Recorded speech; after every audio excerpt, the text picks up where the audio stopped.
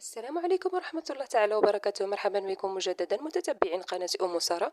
اليوم إن شاء الله غادي نقتسم معكم بسيطلات مالحين غير بالصدر ديال الدجاج، ولكن بالمذاق ديال الحوت. تحلفوا عليهم إلا ديال الحوت كيجيو ولا أروع، كيجيو هائلين اقتصاديين وعلى قد الجيب، كيجيو رائعين جدا ومقرمشين. غادي نحل معكم وحدة من الوسط باش تشوفوا كي كتجي. راه كتجي رائعة جدا وغتحمر لك وجهك قدام الضيوف ديالك. وصفة رائعة وناجحة بامتياز. بسم الله. هانتوما كيجيو مقرمشين وهائلين بحشوة اقتصادية، كيجيو لذاذ بزاف. تبعوا معايا التفاصيل في الفيديو، ما تنساوش تشتركوا في القناة وتفعلوا الجرس. فرجة ممتعة. غنحتاج ان شاء الله في المقادير بلا ما نطول عليكم. عندي هنايا 500 غرام ديال صدر الدجاج مغسول ومنقي اكيد ومقطع لطريفات صغار. عندي هنايا 2 حبات ديال البصل من الحجم الصغير مشلضه رقيقه. عندي كذلك 2 قطع ديال الشعريه الصينيه اللي مازال غنرقدها في الماء طايب باش تطلق. غنحتاج كذلك ملعقه كبيره ديال لاصوص الصوجه اختياريه ماشي ضروريه. عندي هنايا واحد العلبه ديال الفطر المعلب، وعندي كذلك الشرموله اللي غنحتاج ليها نص ربطه ديال القزبور والمعدنوس مغسولين اكيد. وعندي كذلك في التوابل ملعقه صغيره ديال العطريه ديال الحوت.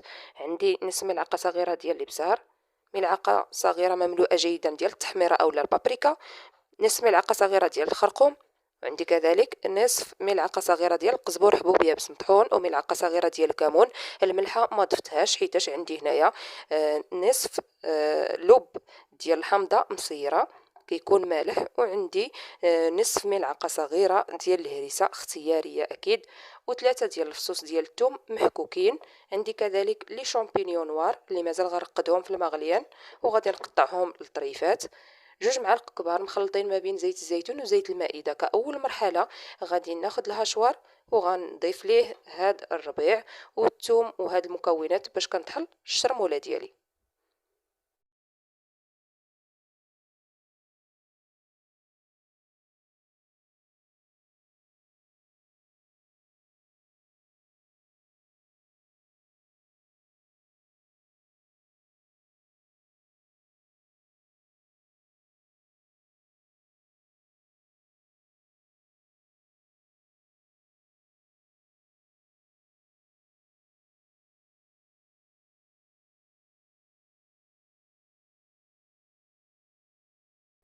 من بعد ما طحنات الشرموله ديالي كيف ما كتشوفوا معايا دابا، كنجيب واحد المقيله كندير فيها صدر الدجاج وغنزيد عليها هاد الشرموله وغنردها فوق عافيه مهيله ونخليها تشحر على خاطرها.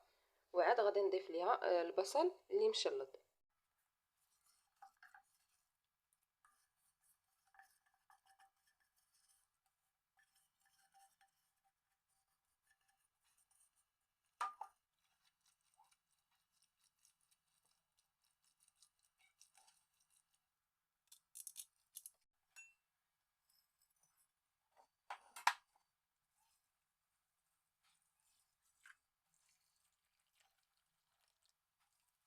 من بعد ما تشحر صدر الدجاج كيف ما كتشوفوا معايا وتشرب هذيك الشرموله واحد الريحه كتطلع منه يا سلام.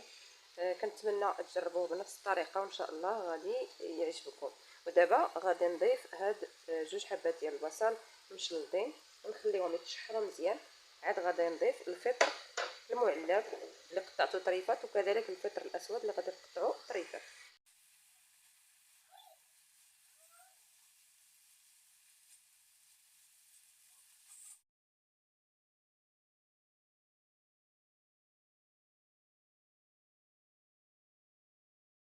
من بعد ما تشحرات الحشوه ديالنا كيف ما كتشوفوا، من بعد ما ضفت الفطر الاسود اللي قطعته طريفات وكذلك الفطر المعلب، دابا غنضيف معلقه كبيره ديال لاصوص الصوجه، وغنضيف كذلك الشعريه الصينيه اللي قطعتها طريفات بالمقص.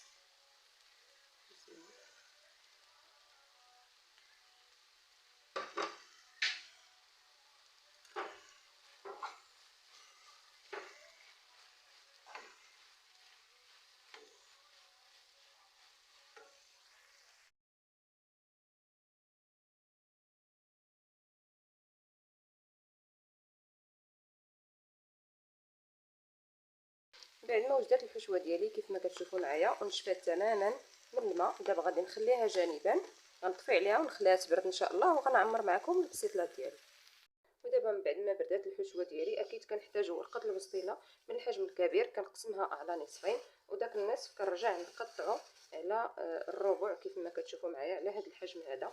كناخذوا جوج ورقات كندهنوهم اكيد بالخليط ديال الزبده مع الزيت، ومن بعد كنعمروهم. غتشوفوا معايا الطريقه بالاستعانه بهذه الغلاقه هذه، ومن بعد كنبقاو نلصقوا بالخليط ديال الدقيق مع الماء. غتشوفوا معايا الطريقه اكيد في الفيديو.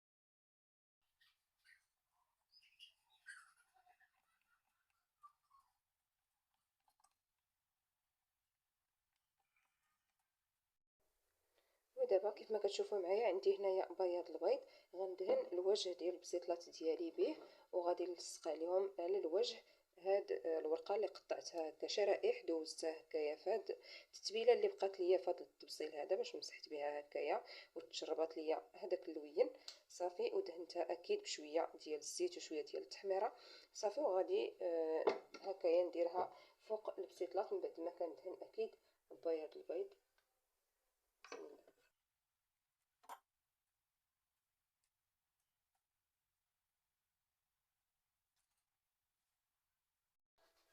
من بعد ما كملت التزيين ديال الميني بسطيله ديالي كيف ما شفتوا معايا في الفيديو، كنكون اثناء يعني التزيين كنكون اكيد شعلت الفران باش يسخن على اعلى درجه، وكنقصوا ليه العافيه تكون مهيله بحال الشمعه، وكندخلوا اللاطه ديالنا تكون الفوق والعافيه غير من التحت ومهيله كما سبق لي وقلت لكم بحال الشمعه، وكنخليهم باش كيتقرملوا مزيان وكيذهب اللون ديالهم وكيطيبوا مزيان، وكنهبطوهم باش يتحمروا، وان شاء الله غنتلاقاو مع الشكل النهائي.